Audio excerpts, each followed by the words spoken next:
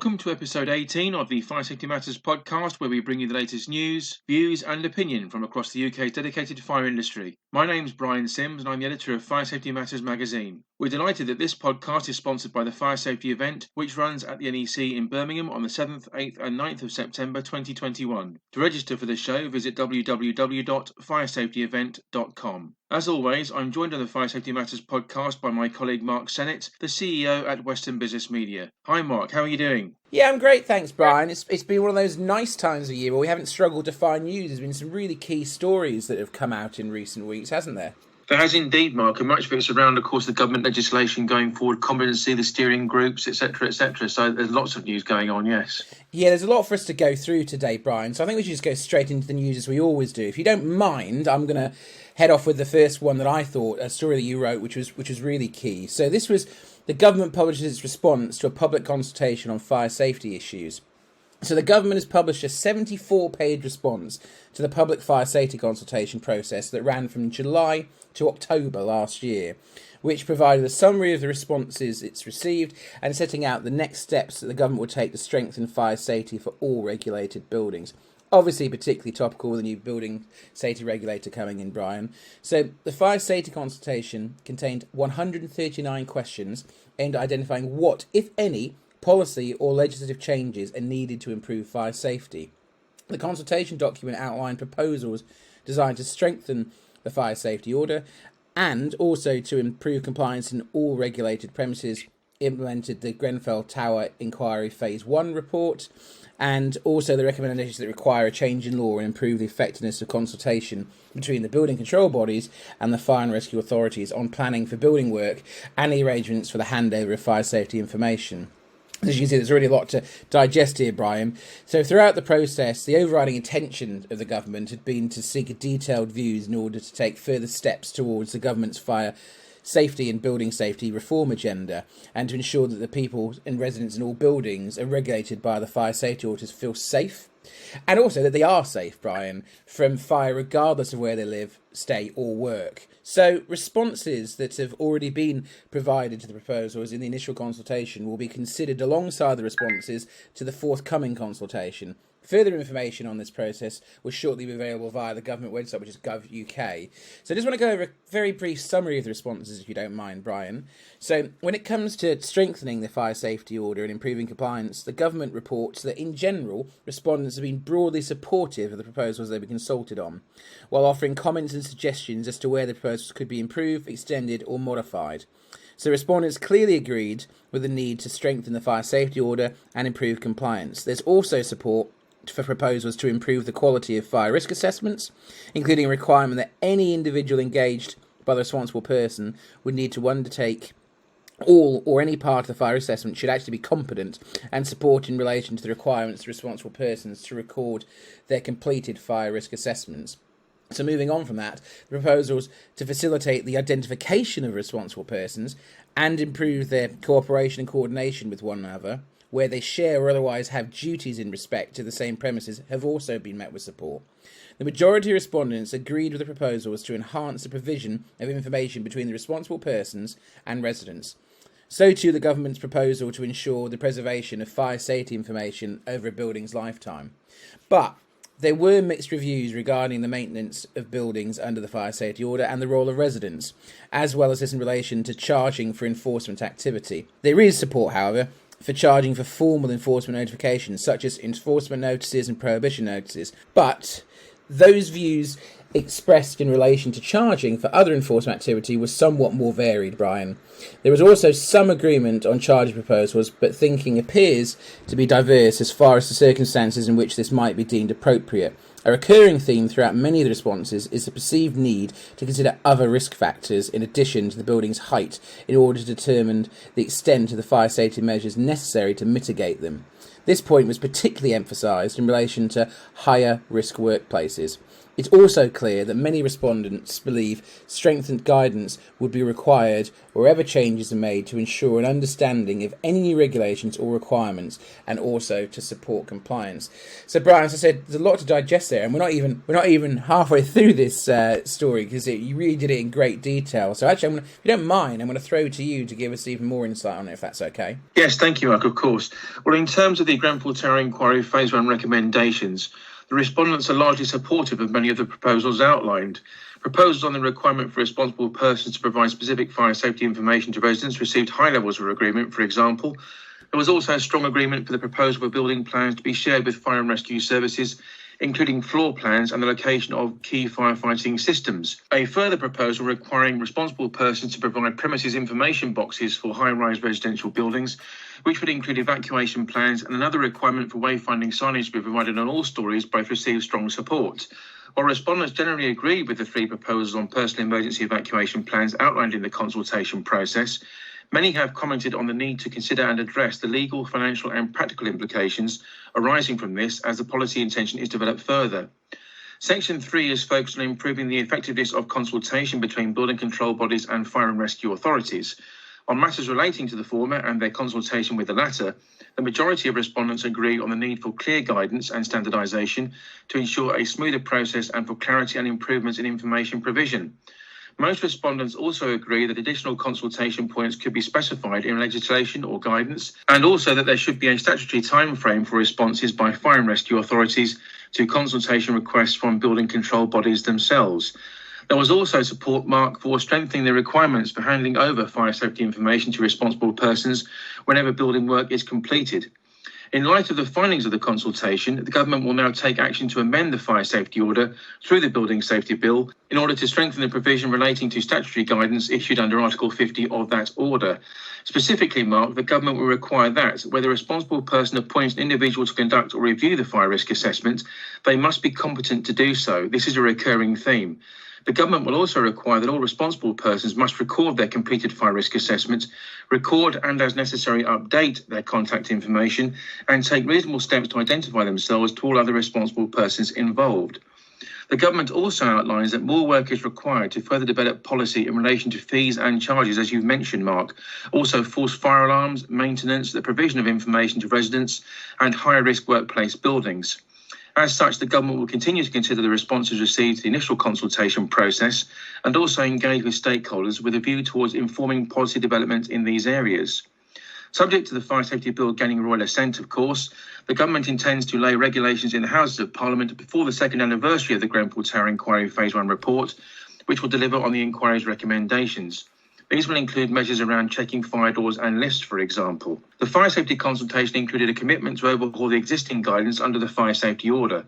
The government established a guidance steering group to provide direction and expertise in the overhaul of fire safety order-centric guidance in recognition that new and revised guides will be needed to reflect changes coming out of the fire safety bill itself and any other legislation affecting the regulatory reform order. The government has split this work into three tranches to align with those potential amendments and will make sure that the guidance supports responsible persons, enforcing authorities, fire risk assessors, and anyone else affected by the changes such that they can fully understand their new duties going forward. Responses from the government's consultation indicate that revised guidance will be an important element in delivering the outcomes of the process.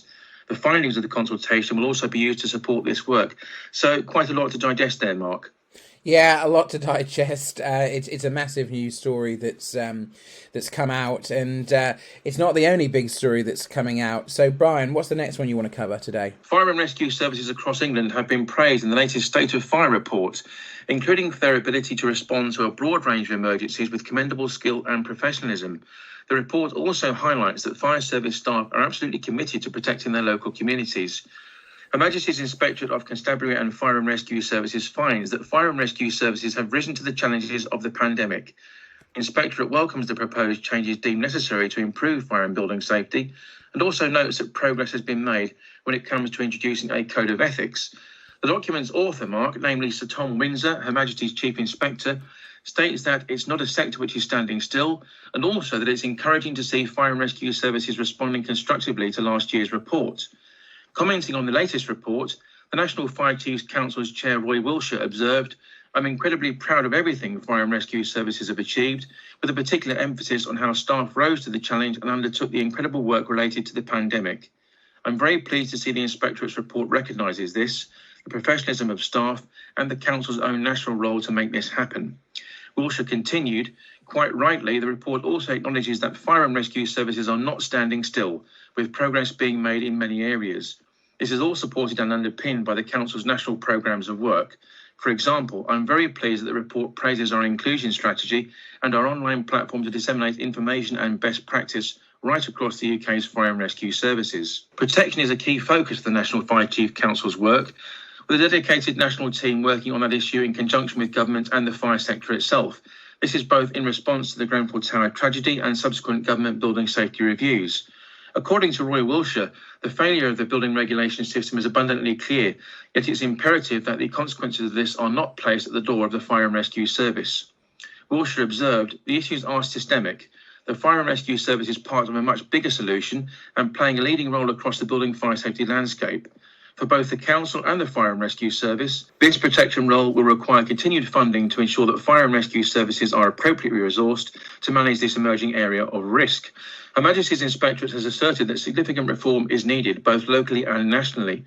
Those identified areas for improvement include a lack of race and gender diversity, a necessary change in the law to give chief fire officers operational independence, and also the belief that government's allocation of funding should be reviewed. The Inspectorate also suggests that strong leadership is needed to shape the future of the fire service going forward. Addressing these various areas of concern, Wiltshire responded, much of the necessary work simply cannot be achieved by chief fire officers and fire and rescue services in isolation. That belief is echoed by the report, which states that the sector needs clear national direction.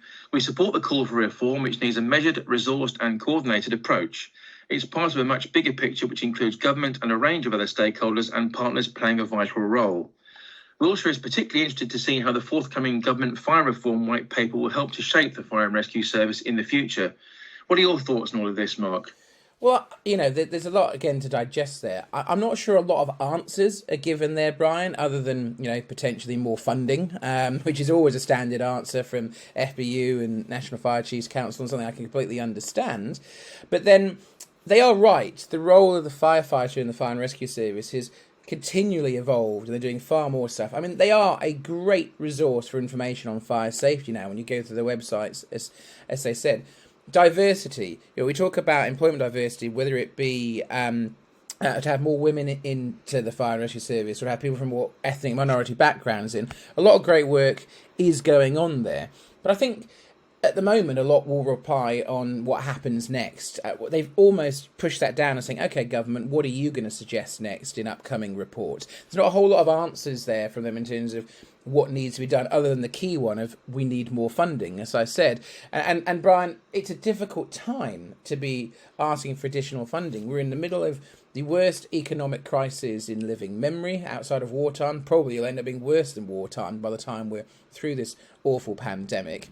And we've all seen nationally arguments about our pay rises for frontline workers enough, and they do a fantastic job. The Fire and Rescue Service do an amazing job of keeping buildings and people safe. That's what they do, and we need them, and they do a vital public service, and a very dangerous public service, and we should be very grateful for the work that they do, and they should be paid absolutely fairly and resourced as best as possible. But unfortunately, the accountancy side of that, of balancing the books, is very difficult when the state is having to fund a large part of the economy at the moment. So although I have sympathy for them wanting more funding, I think it's going to be very difficult to get that out of the government coming forward, because we all know what's going to happen here. We've already seen it with corporation tax. There is going to be tax hikes over the next few years. There's going to have to be, in order to repay the damage that coronavirus has done. And then there's going to be a massive bun fight, Brian, for where does that extra funding go to balance the books? Where can it be invested further in frontline services? And that is a very tricky balancing act for the government to do. And my gut says, and I'm sure people listening to this will agree, my gut says their priority is not going to be looking at investing further in the fire and rescue service than they have to. There'll be more investment, but not huge, great, real terms more investment, because they'll be focusing far more on either frontline NHS services or reducing the national deficit. So, yeah, I mean, it's It's fair comments raised by Roy and everybody in there, absolutely, and we cannot take away the great job that they do, but also I'm not seeing what answers outside of funding are really going to happen. And I think actually, to be fair, that's what NFCC have said. Okay, come and tell us what's next if you want us to keep modifying the fire and rescue service. Our first guest on this edition of the Fire Safety Matters podcast is Niall Rowan, CEO at the Association for Specialist Fire Protection. Niall took on the role of CEO at the start of 2017, having served as the association's technical officer since 2010. Having taken over just before the Grenfell Tower tragedy, Niall has led the ASFP through a period of huge change, both for the association itself and the fire and construction sectors in general. During his tenure, Niall has played an influential role, providing input to the full range of government and industry committees tasked with transforming the building safety landscape and improving competency right across the built environment, as well as significantly raising the ASFP's profile as the go-to authority on passive fire protection. He has also presided over a period of substantial growth for the association and overseen the launch of its highly successful foundation course in passive fire protection, which itself enables passive fire protection professionals to demonstrate their competency and study towards level 2 and 3 qualifications awarded by the Institution of Fire Engineers. Recently, Niall has announced that he'll be standing down as CEO after this year's AGM. On that basis, I spoke with him about what's next on a personal level, his views on the competency agenda and the Building Safety Bill, and also several other key areas. This is what he had to say.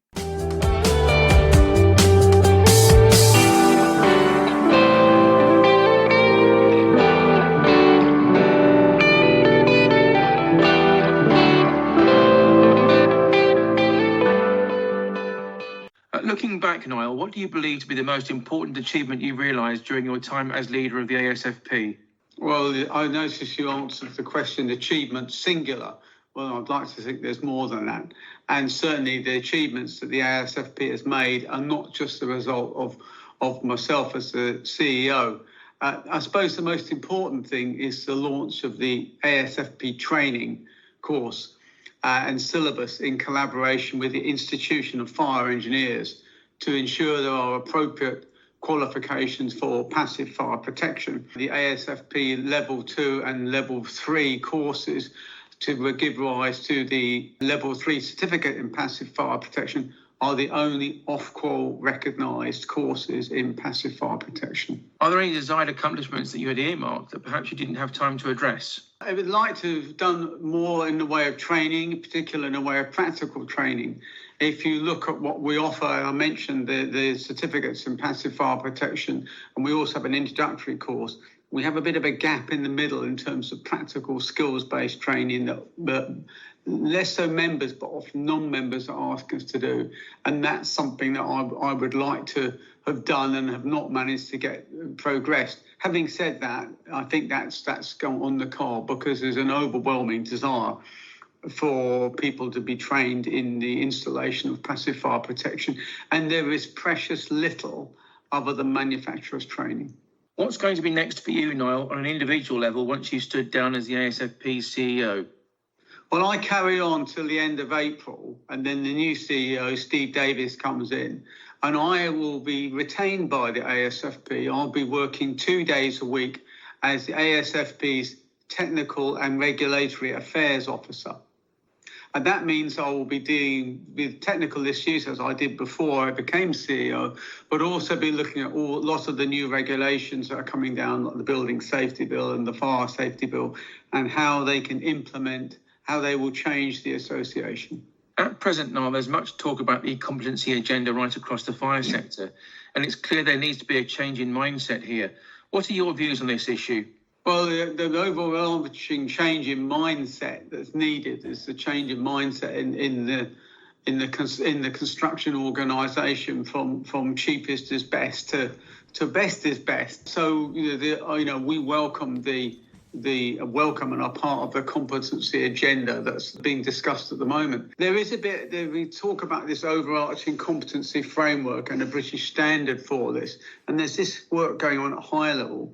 But down at the ground level, you find that different trade associations and organisations are carrying on doing their own thing. It's all a bit fragmented at the moment. At some point, let's hope that those two, the overarching framework and the organisations doing their own thing, will meet together and mesh together. But that's a bit of a concern I have at the moment. In parallel, there's also much discussion concerning the Building Safety Bill and the Fire Safety Bill. What are the key elements that stand out from your perspective, Niall? Dealing with the building safety bill first, to me, the key elements are the gateways, because the gateway stages mean effectively the end of design and build contracts, where a contractor is appointed and design elements are being developed on the hoof, as it were. What this means is that fire safety design will have to be considered right at the beginning of the process. And this is crucial to making sure the right design decisions are made in order for the building to be made properly, rather than trying to cobble it up at the end. And finally, Niall, what do you believe is the single most important issue to be addressed in the passive fire protection market going forward? For me, it's the change in culture that's needed in the construction industry and is starting to happen. A change from cost being the ultimate driver to looking at value more, to making sure that doing the right job is the correct thing to do rather than the cheapest job. And if you look at that, that will have one of the major impacts on passive fire protection and indeed fire safety in buildings.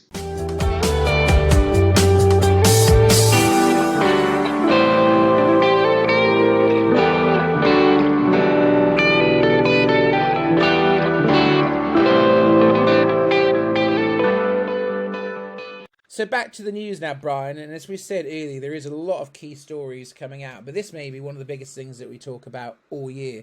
So the Health and Safety Executive has appointed the inaugural Chief Inspector of Buildings. So the HSE has announced the appointment of a Chief Inspector of Buildings to establish and lead the new Building Safety Regulator.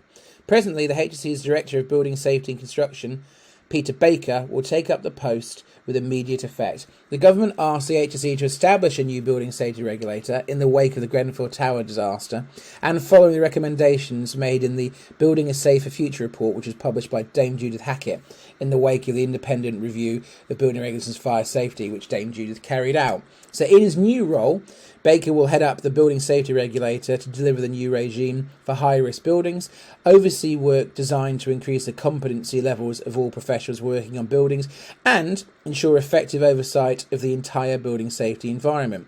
Baker will also be the first head of building control profession and lead on the work to provide independent expert advice to the industry, government, landlords and residents when it comes to building safety. So commenting on his new role, Brian, Baker said, "I'm honoured to be appointed as the first Chief Inspector of Buildings and for the opportunity to play a lead role in bringing about the biggest change in building safety for a generation.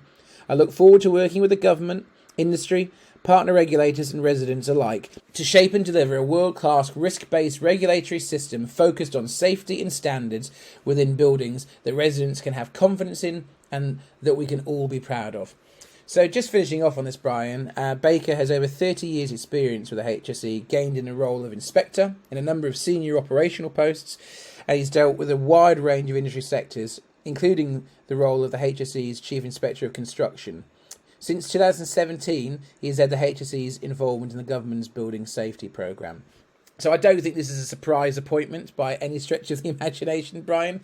It seems like a very, very sensible appointment, and obviously, I wish him all the best in his new role, because this is going to be absolutely key. I mean, I've worked closely with the HSE over the years for our health and safety magazine called Health and Safety Matters, so we work very, very closely with the HSE.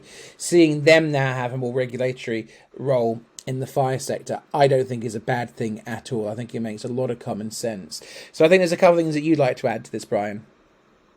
There are, Mark. It's a bit of background to begin with, really. The Building Safety Regulator and its functions, of course, form parts of the draft Building Safety Bill that was published in July last year. The HSE is leading the work to design, develop and deliver the Building Safety Regulator's functions on behalf of government.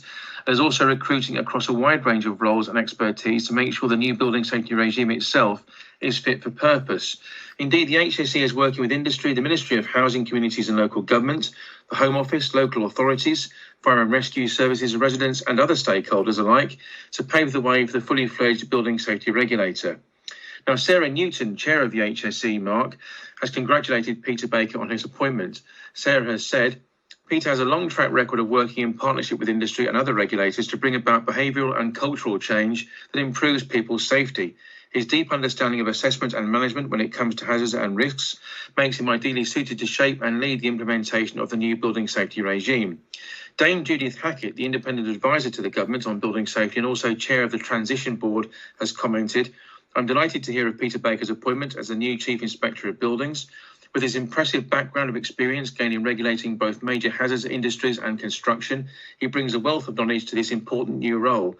I very much look forward to working with Peter as the new building safety regulator is established and as we move to establish a new regime wherein people can be confident that their homes are safe and fit for purpose." Lord Greenhalgh, the Minister for Building and Fire Safety, has also added, "Peter will use his own and indeed the HSE's wealth of experience to implement a tougher regulatory regime.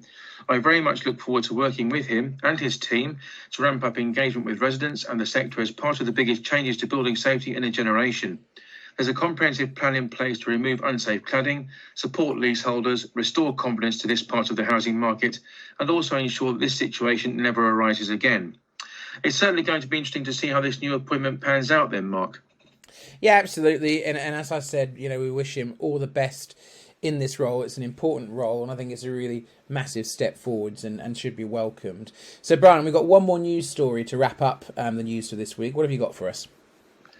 We have. It's all to do with the Home Office, Mark. Building owners could now face unlimited fines for breaches of regulations following new measures being brought in to strengthen fire safety.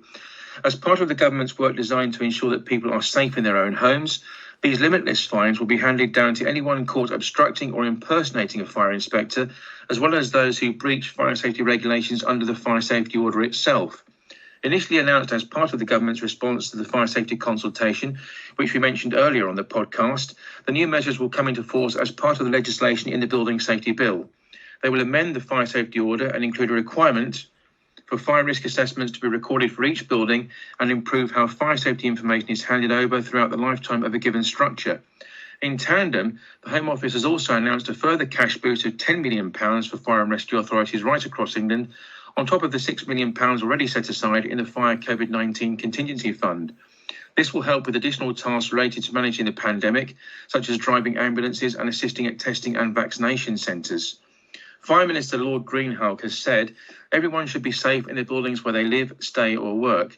Our new measures will improve fire safety and help to save lives, but will also take firm action against those who fail in their duty to keep people safe. Our incredible fire and rescue services have played a crucial role in our response to the pandemic, from assisting at vaccination centres through to driving ambulances. This is precisely why we're giving them this cash boost, such that they can then continue their life-saving efforts. National Fire Chiefs Council Chair Roy Wilshire has explained the NFCC welcomes this extra funding in support of COVID activities carried out by fire and rescue services across England. Firefighters are responsible for administering around 1 in every 240 vaccinations for members of the public. Ultimately, we want to see safer buildings for residents. We're fully committed to working constructively with the Home Office and other partners on the Grenfell Tower inquiry recommendations, as well as other key fire safety policy areas. Just to recap then, Mark, the new measures announced by the government will improve the quality of fire risk assessments and the competence of those who complete them, ensure that vital fire safety information is preserved over the lifespan of all regulated buildings, improve cooperation and coordination among those people responsible for fire safety and make it easier to identify precisely who they are, strengthen enforcement action with anyone impersonating or obstructing a fire inspector facing unlimited fines, strengthen guidance issued under the fire safety order such that any failure to follow it may be considered in court proceedings as evidence of a breach, and last but not least, improve the engagement between building control bodies and fire and rescue authorities in reviewing plans for building work. Yeah, I mean, this is a really good step forward as well. I've been quite outspoken in the past on podcasts on my views that I want to see fines increased to really act as a deterrent. But actually, I'm going to sidestep this one, Brian, because it's almost as though we planned this. I actually asked this exact question about this topic, about what you've just covered, to Warren Spencer. And all of you know, Warren Spencer is a regular guest on this podcast. He's prosecuted over 200 cases under the fire safety order. So actually, I'm going to throw over to Warren now, because I interviewed him earlier. We covered this and a number of other topics, including something that I think you guys are going to be very interested with, a chance to get some real legal insight in a conference that we're running with Warren in May. So sat down with Warren earlier today, and here's what he had to say.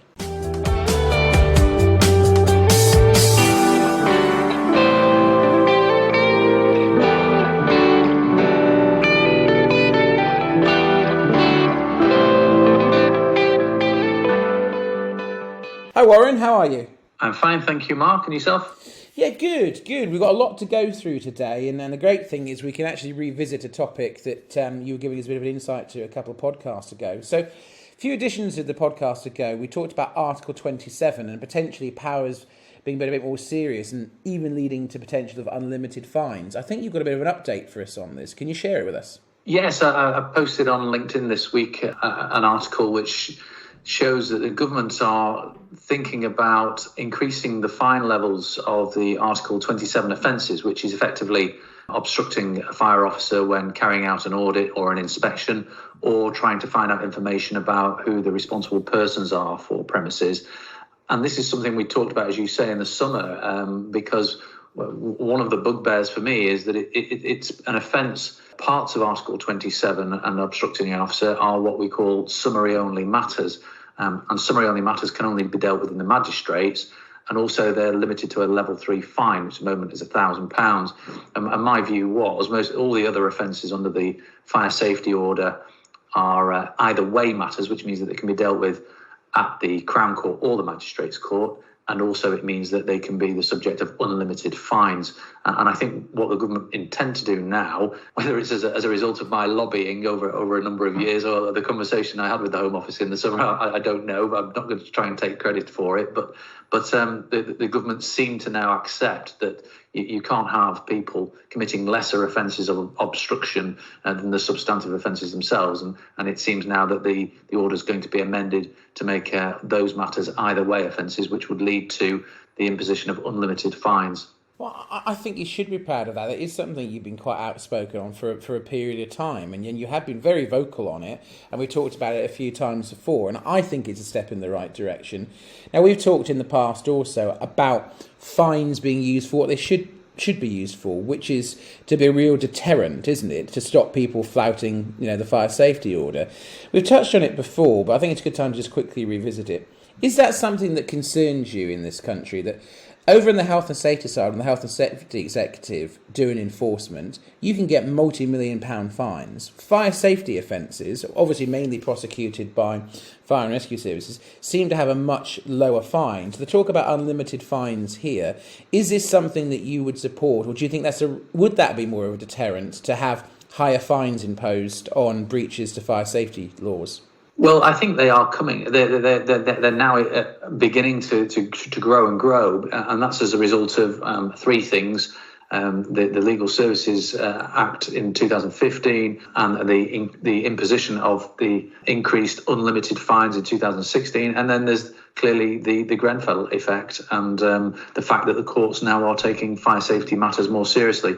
Our Blackhurst Budd figures, a study that we did last year, show that the fines that are now being imposed are in the region of 40 to 50% more than the average prior to Grenfell. And as it happened, there were three things that happened in 15, 16 and 17, Grenfell being 17, that have led the courts now to having the ability to impose more fines. As far as obstructing fire officers is concerned, I always draw the analogy with the roadside breath test when people are arrested for drink driving. If you do not complete the breath test properly and appropriately, you will get an automatic 18-month ban. And if you were to be found to be over the limit, having given the roadside test, it starts at 12 months. So effectively, by not taking the test, you're going to get a more severe fine than you might if you do take the test. And so that's why it's always been at odds for me that the fire safety order actually penalises you less for obstructing an officer in his duty than the substantive offence. So as I agree with you, it's a step in the right direction. So we promised on the last edition of the podcast that we'd have a bit of an announcement on this one. Now, you know that we joined forces at the end of last year and did a day conference, didn't we, which was on the new Building Safety Bill and Fire Safety Bill. We had a great attendance and it was really well enjoyed by people.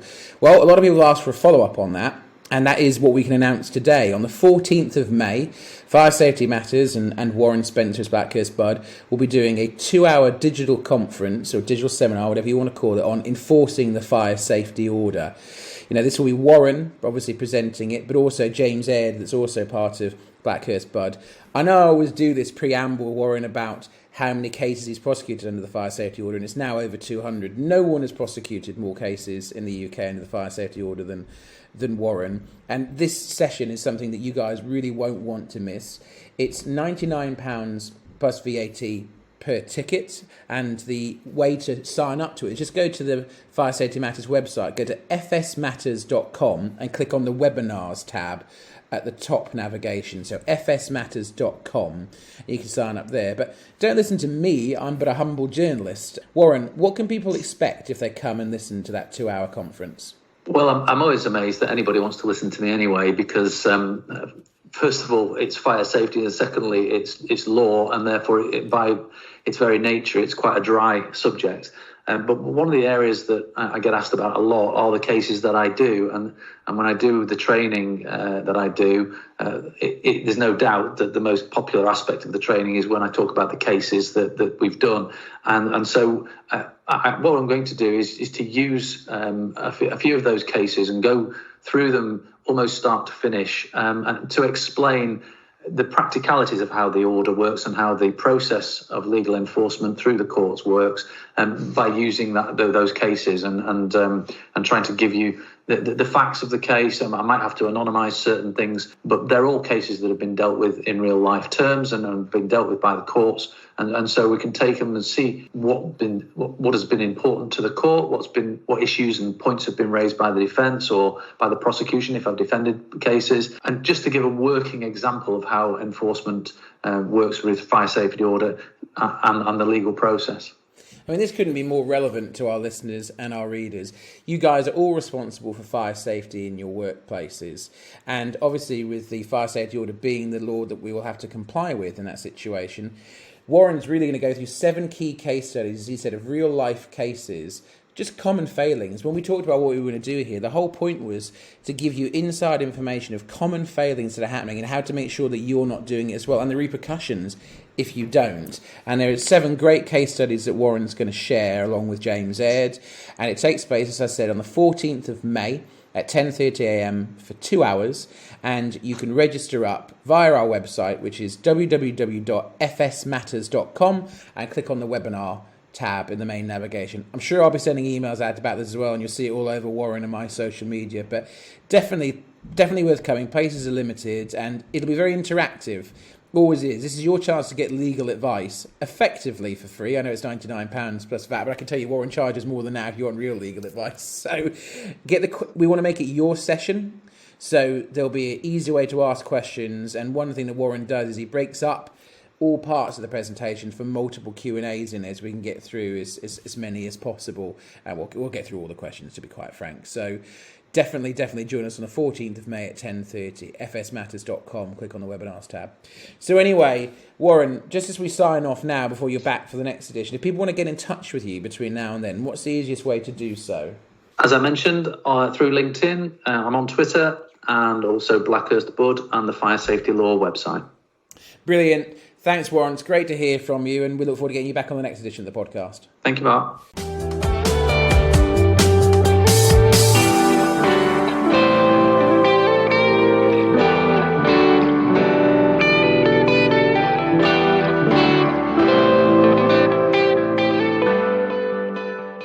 Final guest on this edition of the Fire Safety Matters podcast is Andy Speake, National Technical Manager at fire and carbon monoxide alarms manufacturer Aico. Andy joined Aico back in 2016 in a technical capacity and became IT Manager. Coming from a B2B IT background, including roles in technical support and consultancy, his skills were readily transferable. As National Technical Manager, Andy's primary role is managing the technical department, including a dedicated technical team which deals with customer inquiries and providing technical support to the Aico sales team. The role also involves overseeing and developing Aico's expert installer training scheme. Andy works closely with Aico's parent company EI Electronics to research and develop new products. In a pro bono capacity, he represents Aico on a number of leading industry organisations, including the British Standards Institution and the Council of Gas Detection and Environmental Monitoring. Earlier this week, Mark chatted with Andy about system installer competency, the role of training in the sector, and the cloud-based alarm solutions that Aico is bringing to market.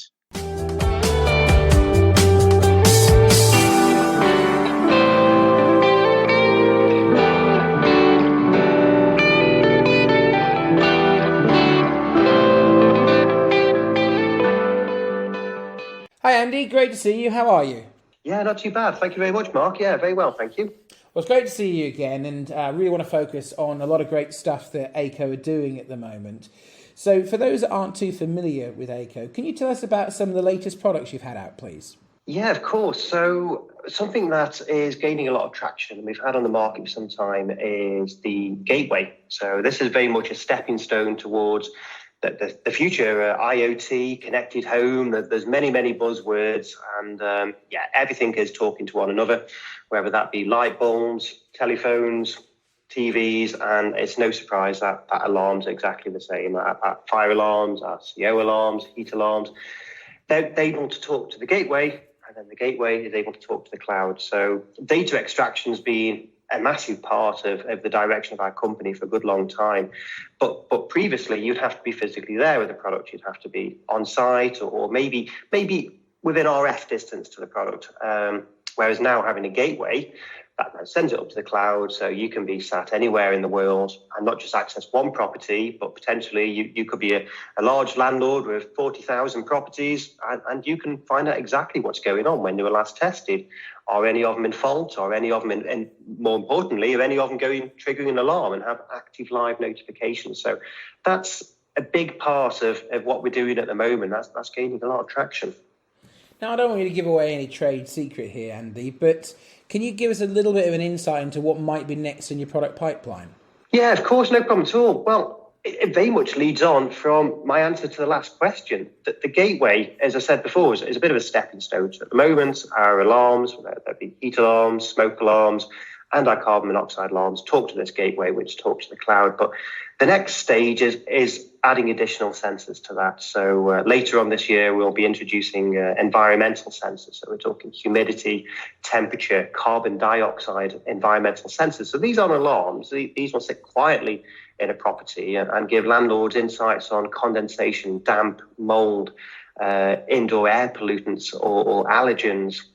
But it'll also help to identify not victims, but occupants who could be at risk of fuel poverty or are at risk of hot homes or cold homes, and various other things. There's a lot of links from the fire side to some of these other environmental impacts. So a lot of crossovers, and the more sensor data you can introduce, the more clarity you can find with the insights that you're able to give to the residents as well as the landlord, really. Now, we've got a very varied readership and obviously listenership to this podcast. It ranges, Andy, because there could be end users, there could be installers, there could be consultants, insurers, risk assessors, but they also come from a huge wide range of areas that they work in. You know, it could be working for a major manufacturer like Weetabix, for example. They could be working for a huge retail group like Arcadia or a Formula One team. You know, that role is so wide. I mean, I'm very, very familiar with Aico, but not everybody may be. So I want to make this point of this section of the podcast is to really get people to learn about different kinds of technologies and products and services that they can relate to their day-to-day job and facilities. So could you maybe share one or two examples of some areas that you work in? You know, maybe a big focus for you might be, of course, high-rise residential premises. You touched on that a moment ago. So can you give us insight into where some key areas is for your business? Absolutely, yeah. So we're very much in the domestic market. So domestic fire, carbon monoxide, and I've just mentioned about the fact that there's additional sensors. So it's kind of widening that scope to home safety would be a good broad description of kind of where we're going, really. But that also touches on assistive areas, assistive technology. You know, occupants living in their home for longer and longer now. So having technology to aid in that living in the homes for longer and longer is again a massive part of what potentially we're able to offer. But as far as what most people would know us as are for doing smoke alarms, domestic smoke alarms. Our primary product range are mains powered devices. We do offer battery powered devices as well, but in the world of standards, those who are sad enough to know the British standards on this, but grade D alarms, we do grade D1, so these are mains powered alarms with battery backup. Typically, what you'd find in most properties would be, or at least I'd like to hope that you would see in most properties, would be an alarm in the escape route. So that's typically your hallway and landing, and then your principal habitable rooms. And at a minimum, that should really be covering your kitchen. It's a high-risk room. We know most fires tend to start in kitchens, but then equally, your living room is your second high-risk room. Although most fires start in the kitchen, more fatalities come from fires which start from living rooms. But it doesn't just end there. We've got a lot of customers who are also covering bedrooms. If you think about it, the risks in bedrooms can be just the same as in a living room. You've got the same soft furnishings, the same electronic devices. People could be spending just as much time in the bedrooms as they could be in a living room. So again, we're seeing a lot more of an increase in alarms being installed in other areas within the property as well. And bedrooms is one such area. But again, this is a typical simple installation. It could be in a single bungalow, it could be in a high-rise flat, it could be in a large two-storey, or a lot of our products go into HMOs. And it depends on what scenario the products are going into to quite the scope of the installation. So sprinklers are becoming a big part of the domestic market now. Wales has introduced sprinklers on new build properties for some time. We're seeing them more and more in high-rise buildings, even some low-rise buildings, and legislation is very much driving that. And there's a big reason to interconnect sprinklers with alarms. So hopefully your alarms will always be triggering before your sprinklers do, in an ideal world, if they're sited correctly.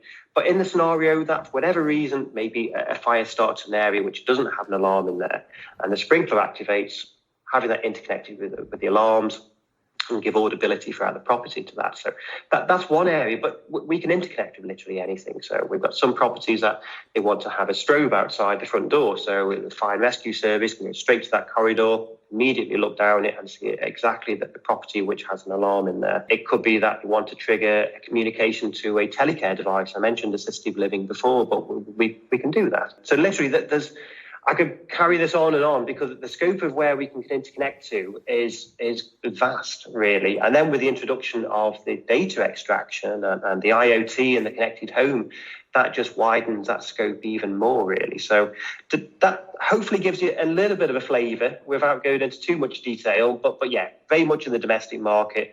And principally, our main core business historically has always been with social landlords, not just social landlords, private landlords. Anybody can go into an electrical wholesale and see our products available there. But yeah, a lot of our customers are very large. So this is why they're looking for solutions that can provide property stock of maybe 20, 40,000 homes, with solutions that they can roll out and make their life easier in words of compliance, making sure they're compliant, making sure they're up to date with the British standards. And again, that's very much driven our product development. The gateway I was talking about earlier, the environmental sensors, they've all come directly out of communication from our primary customer base, and these are the things that they're asking for, really. So hopefully that gives a bit of an insight. No, it absolutely does, Andy. And a big part of our readership and listeners in it are local authorities, social housing providers, social landlords, as you said, assisted living, construction companies as well, major home construction. So that'll definitely be relevant to them. But I want to link that into a relevant topic right now. Since the Hackett review, competency is right at the front of the agenda for fire safety these days. Now, like many other manufacturers, you will obviously proudly say that your products are of a great standard.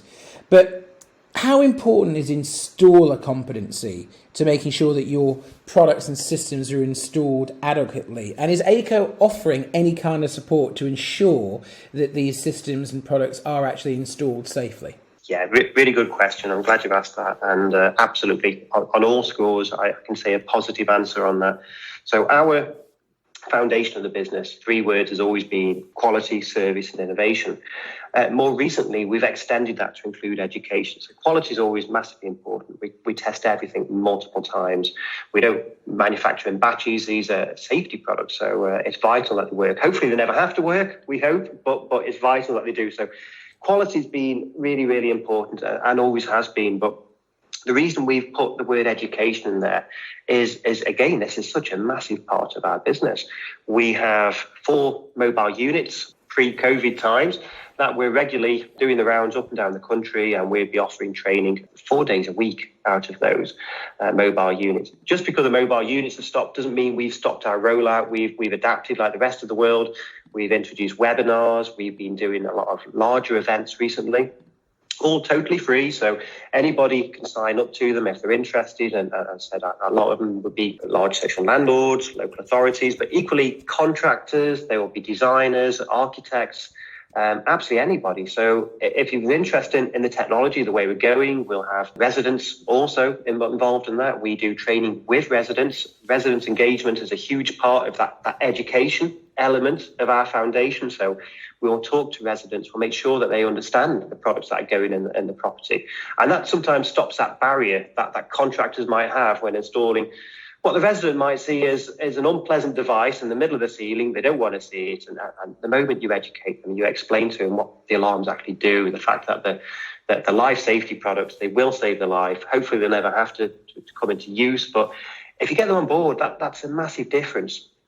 So education's huge, but principally the most area that we do education with is with contractors. We do a full expert installer scheme. It's CPD certified. We use the FIA for certifying our CPD qualifications, and that covers everything from standards, regulation, design, commissioning, fault finding. It starts to touch on the newer areas of development, such as a gateway I mentioned earlier. But it also covers other areas of legislation, like the Homes Act. Legislation is just ever growing, becoming ever complex. Compliance is forming a bigger part of things, and contractors. Whereas in the commercial world, you might have a separate designer to an installer, and then somebody else commissions it. Often in the domestic world, that's one person. So the same person designing it is installing it, commissioning it. And yeah, having that knowledge is vastly important. So we do all of that. It's a really important part of what we do. And equally, that ties on to the service levels that we're able to offer when customers do have a problem or have any questions or anything like that. We can assist on that end as well. So we want to talk about quality. I've got a bit of an exclusive that we can both reveal together today.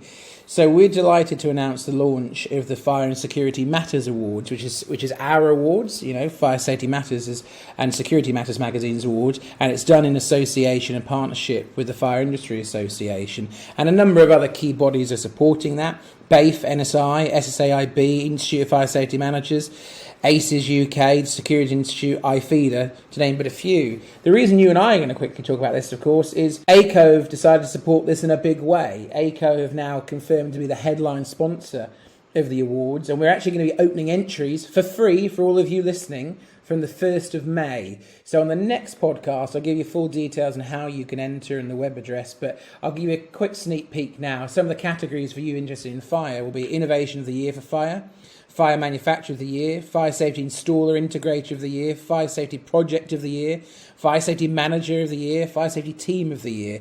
Those are but some of the categories you could enter for free from the 1st of May, and it will all conclude with a gala dinner in March next year at the Ricoh Arena in Coventry, where we'll have a great lineup of entertainment. More importantly, really celebrate the great and the good of the fire and security industry. So there is a question in there for you, though. Can I ask you, Andy, why was Aico so keen to sign up to support this right from the get-go? Absolutely, yeah. Well, this immediately, it fully aligns very much with our own strategy of celebrating excellence within our own market, but as well as other adjacent markets as well. Competency and compliance are both massive topics, and they're hugely important, really. We fully support the direction that this needs to go in, and just celebrating and awarding this is what needs to be done, really. Yeah, and the great thing is you've seen the amount of backing that we've already got from the associations, and that's what this is all about, really, if I'm honest. It is about the competency agenda that is at the forefront of the fire safety sector at the moment. And this is a chance to celebrate the great work that all of you do. You all play key roles in keeping businesses, property and people safe. So I would encourage you, and I will give you more information on the next podcast, and we'll go all over our websites, etc. Enter this for free. Celebrate yourself, celebrate your product, celebrate your team, celebrate your own achievements, because it's worth shouting about. What you do is very, very important. But finishing off here for a second, Andy, if people want to find out more about Aico, how can they get in touch with you guys? There's absolutely loads of ways of doing that, ever growing every day, it would seem. So First place to go is our website, www, although less important that part, but aico.co.uk, and there's a link to pretty much everything I've spoken about and a load more. But not just that, we offer technical support, which can be accessed via the website, via web chat, email, physically phone us up, go old school and give us a ring. We also offer video support. So you could be a contractor on site, you're unsure about a bit of wiring, give us a video call. We offer all sorts via Teams, via Zoom, even via WhatsApp. So we can support contractors and customers wherever you are in any different way. Same with the training. If you're interested in any of the training that I've mentioned, of course, it's had to adapt. Now, face-to-face meetings are happening less, but we're doing webinars, we're doing smaller little focus group training, and our regional managers are taking care of that. But equally, all of that can be registered via the website. I believe we've trained over 30,000 contractors to date, but that's ever growing all the time. But there's loads more initiatives starting up. We have Aico installer community online, so that's very much a reward system for those who are familiar with our products and want to help other people who are involved in our products and learn more about them and maybe win something in the process. There's prizes to be won and lots of benefits to be involved in that as well. So there's absolutely all sorts going on, but if you want to know any more about that, go to our website, give us a call, and happily speak to you about all of that. And I can just underline, it's a great facility that Aico have got. I have been round there. They've got great training facilities. It's a crying shame at the moment because of coronavirus that you can't necessarily get there face-to-face, but these restrictions are soon, we all hope, lifting, and we hopefully normal service resume for all of us. And it really is an impressive facility. So well worth getting in touch. So www.aico.co.uk is the web address. And it's always great to catch up with you. Thanks for spending some time with us today. We really appreciate it. Absolute pleasure. Thanks a lot. Cheers, Mark. All the best.